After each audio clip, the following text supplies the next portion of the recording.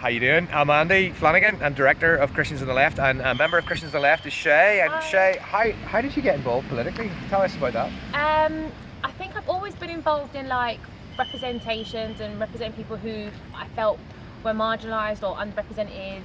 That was at school, being a school form rep. That was standing to be youth councillor or in the UK Youth Parliament. And ever since, doors just kept opening around representing people and views that need to be heard. And I got really, I guess, passionate around making a change and seeing that actually through politics you can make a difference in people's lives and make it better. So how have you seen that happen? Well, I stood in 2013-14 to be a Labour councillor and was elected, and I guess having residents come to me with their needs in terms of casework, seeing kind of the development that needs to happen in certain areas, I've been able to kind of push and lobby our council to do more and direct services to the most needy and raise awareness that I think more needs to be done. Yeah. How does your faith interact with your day-to-day work as a councillor? Because ultimately, I just think we're called to flourish. Like, everyone's called to flourish, and I just can't stand the fact that you've got people living with inequalities and people who have been suffering for such a long time, and how that we can easily fix that through policy reforms, lobbying, working together, connecting people.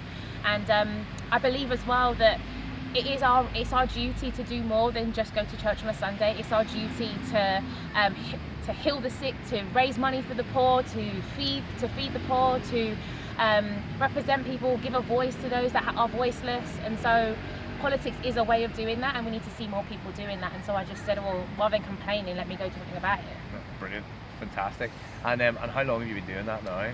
I guess officially and formally over the last 4 years, but when I look back and I get asked this question a lot, I think it's always been a part of me. I've always asked, why has that happened? Why is that person sleeping rough? Why is that injustice there? Or why didn't we have things growing up and I would see it with my friends, my school friends? And so I think I've always been inquisitive about why does that injustice exist when the Bible clearly says, like, kingdom's meant to come on earth, we're all meant to be one accord and flourish and have life abundantly, and why are we not seeing it, and what's stopping that? Yeah.